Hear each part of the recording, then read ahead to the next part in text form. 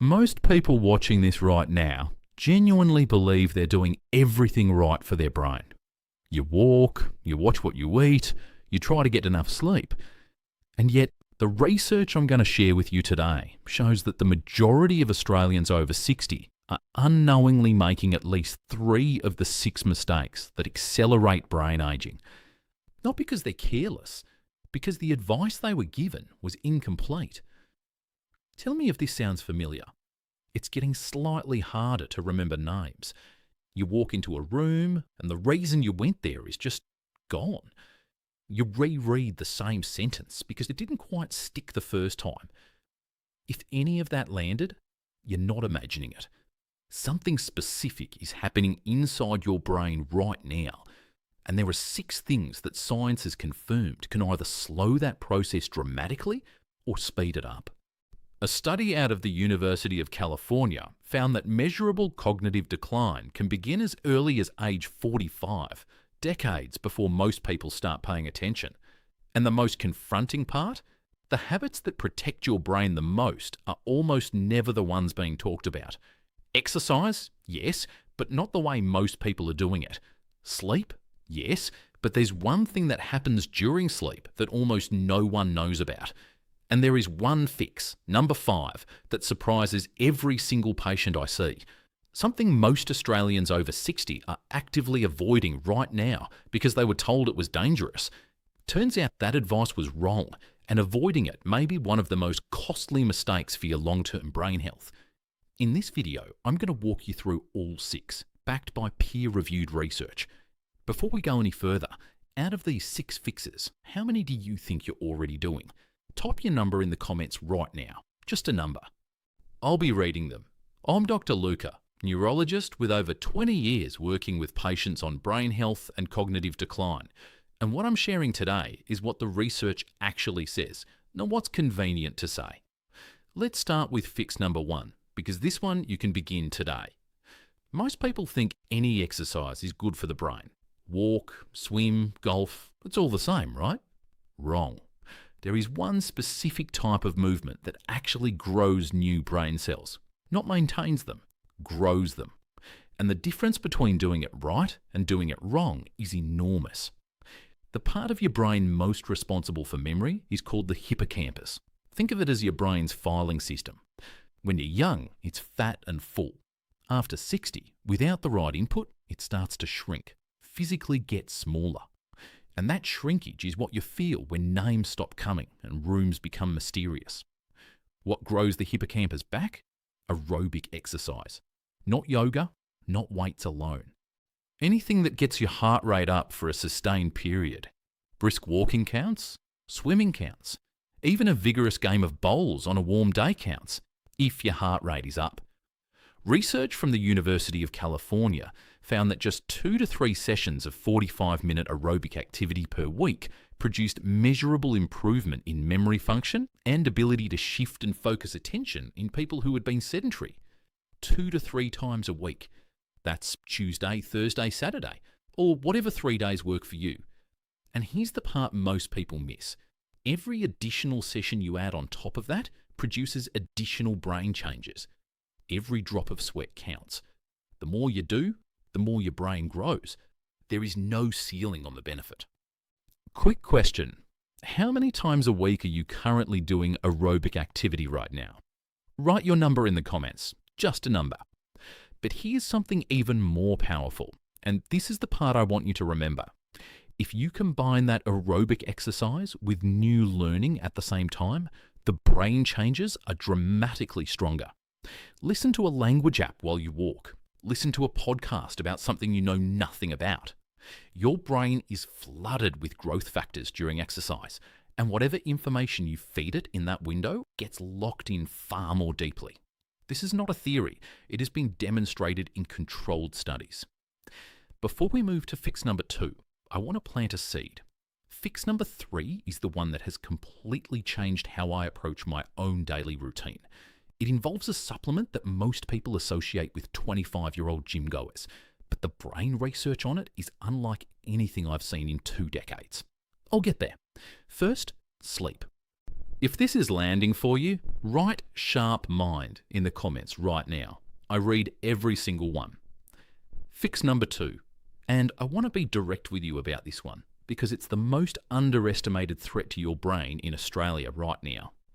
Sleep deprivation is not just tiredness. It is a form of brain damage.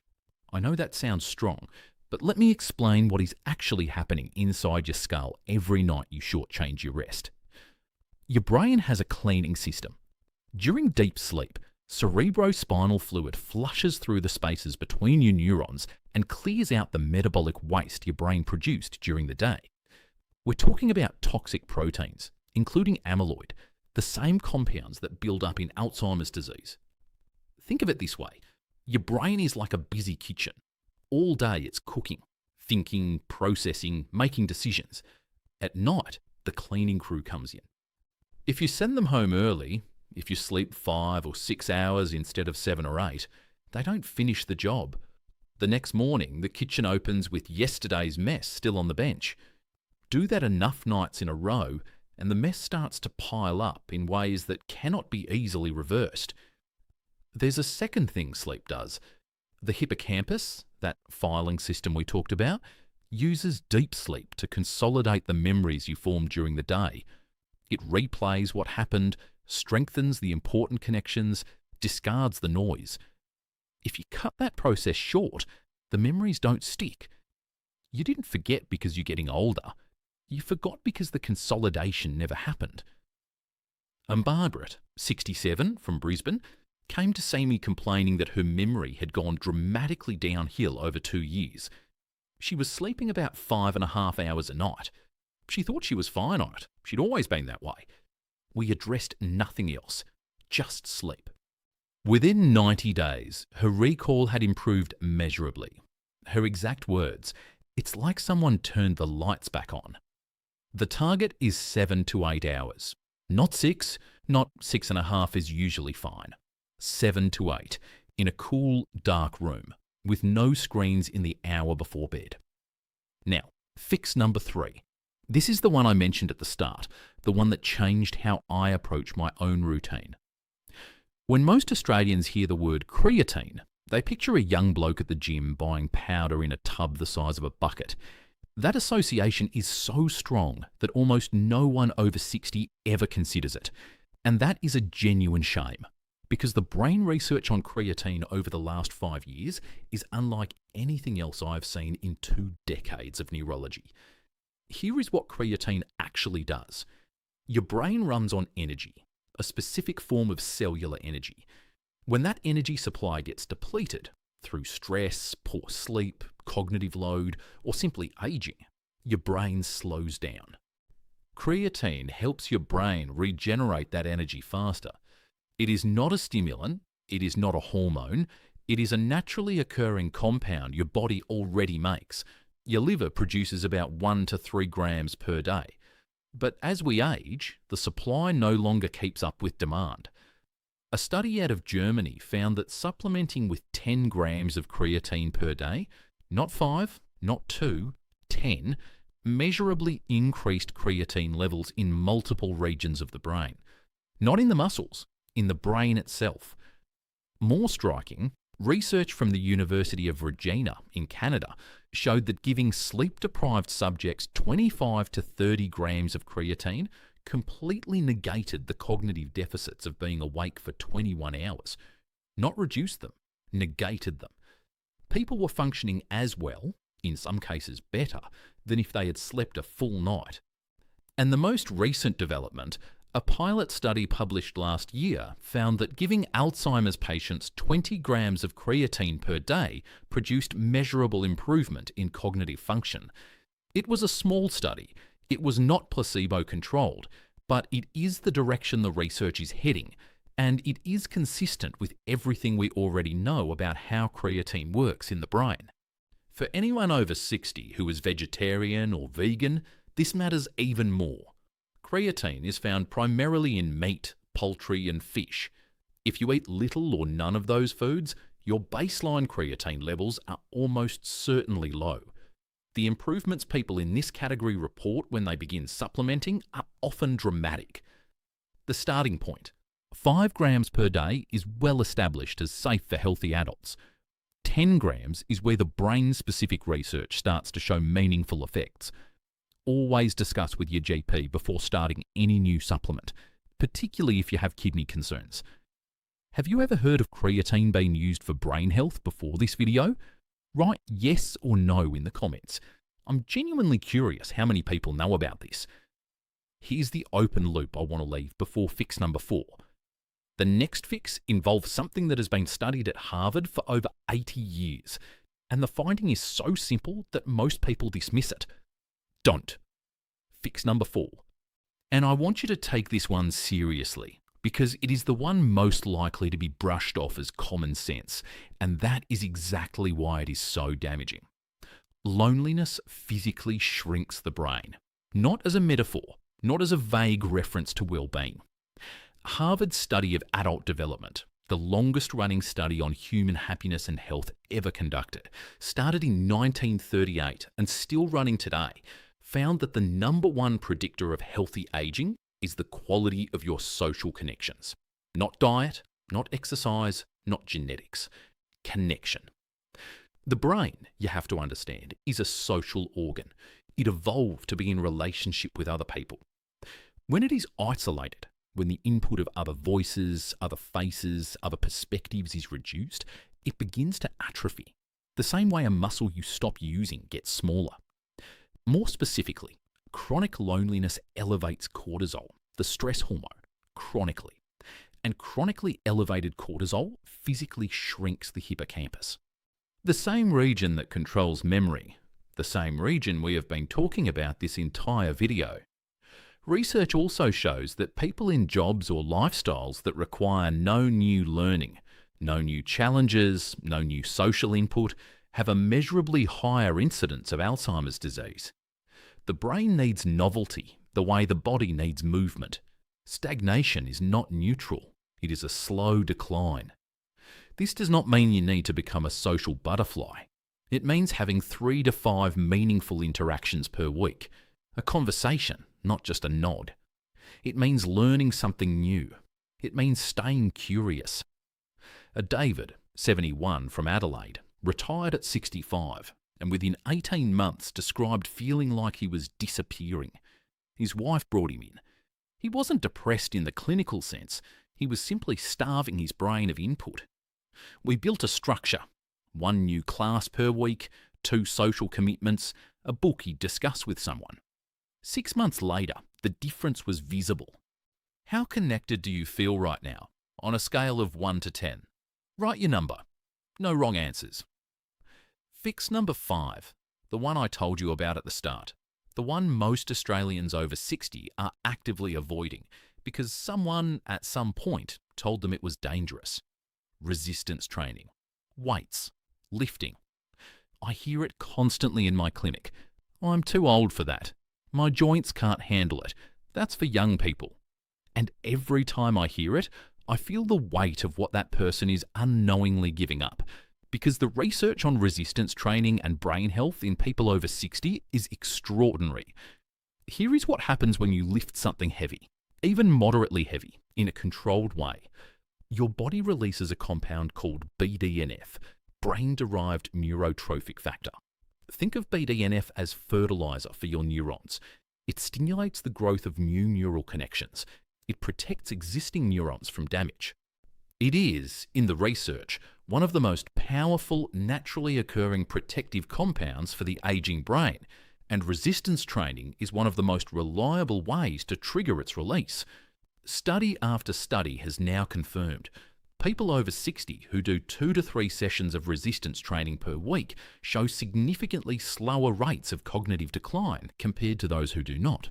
Not marginally slower, significantly. And the concern about joints? Valid if you are lifting carelessly, not valid as a reason to avoid it entirely. A physiotherapist or exercise physiologist can design a program that is both safe and effective for your specific situation.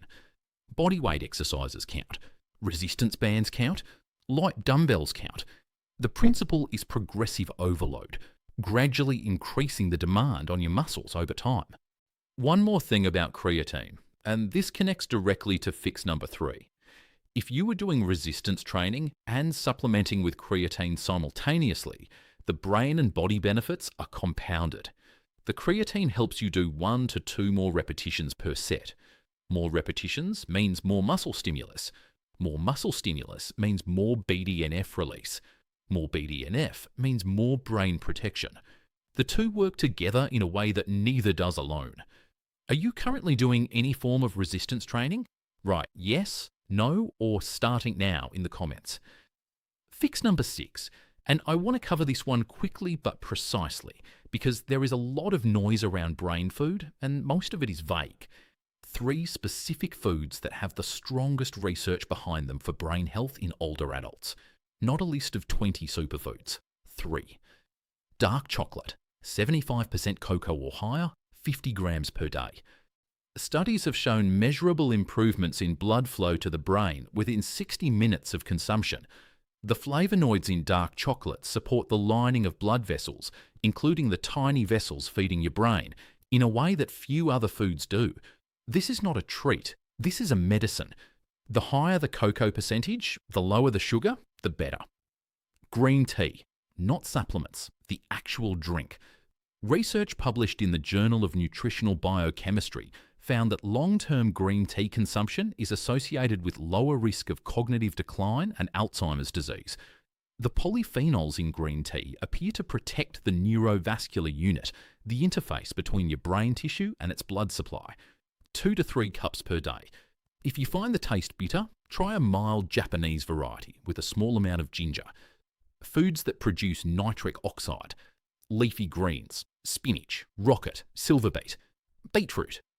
These foods support the endothelium, the lining of every blood vessel in your body. As we age, nitric oxide production drops dramatically. By age 70, most people have roughly 20% of the nitric oxide levels they had at age 20. That reduction in nitric oxide means reduced blood flow to the brain, less oxygen delivery, more cognitive fog. Leafy greens and beetroot are the most direct dietary way to support nitric oxide production. Here's the number I want you to remember. By age 70, most people have lost 80% of their nitric oxide production compared to age 20. 80%. Diet is one of the most direct ways to address that. What to reduce? Ultra-processed foods, high sugar drinks, anything that causes a sharp spike in blood glucose. Sugar is not just empty calories. It binds to proteins in the body, including enzymes that produce nitric oxide, and it shuts them down. Every high glucose meal is a temporary reduction in your brain's blood supply. Here is what I want you to sit with before we finish. Everything I've described today, the exercise, the sleep, the creatine, the connection, the resistance training, the food, none of it is exotic. None of it requires a specialist or a prescription. Every single one of these 6 fixes is available to you starting this week. The research supporting them is not preliminary. It is robust, peer-reviewed, and replicated across multiple institutions. The brain you have at 75 is not fixed by the genes you were born with. It is built, day by day, habit by habit, by the choices you make between now and then. The people who arrive at 80 with sharp minds, with presence, with the ability to remember their grandchildren's faces and the names of old friends, they are not lucky, they are consistent. Fix number 5 is the one I want to leave you with specifically, because it is the one most people will hear today and still not act on. The belief that resistance training is not for older bodies is one of the most damaging myths in aging medicine. If you take nothing else from this video, consider speaking to your GP about starting a supervised program. 2 sessions a week, that is all the research requires. Your 30-day brain protection plan. 6 actions, 30 days. Week 1. Add 2 aerobic sessions of 45 minutes. Brisk walk, swim, whatever gets your heart rate up. Pair one of them with new learning. A podcast, a language app, an audiobook on something unfamiliar. Week 2. Protect your sleep. Commit to 7 hours minimum. Cool, dark room. No screens in the last hour. Set an alarm, not just to wake up, but to go to bed. Week 3. Add 1 to 2 sessions of resistance training. Body weight is fine. Resistance bands are fine. Speak to a physio if you have joint concerns. Week 4. Add the food changes. Dark chocolate, 75% or higher, 50 grams daily. 2 cups of green tea. 1 serving of leafy greens or beetroot every single day. 30 days, 6 fixes. You will feel the difference before the month is out. Quick recap. 6 science-backed brain fixes most people are ignoring. 1. Aerobic exercise, 2 to 3 times a week, paired with new learning. 2. 7 to 8 hours of sleep, not negotiable. 3. Creatine, 10 grams per day. Discuss with your GP, especially if you are vegan. 4. Meaningful social connection, at least 3 times a week. 5. Resistance training, 2 sessions a week. This one may surprise you most. 6. Dark chocolate, green tea, and leafy greens, every single day. Which of these 6 are you starting this week? Write the number in the comments, just the number. I want to see which ones land. If this video gave you one thing you didn't know before, share it with someone who needs it. A parent, a partner, a friend who's been worried about their memory. The information in this video is most valuable when it reaches someone in time to act on it. Join our community of active seniors working toward a sharper mind. Subscribe and you'll never miss the research that matters most to your brain. New video every single day.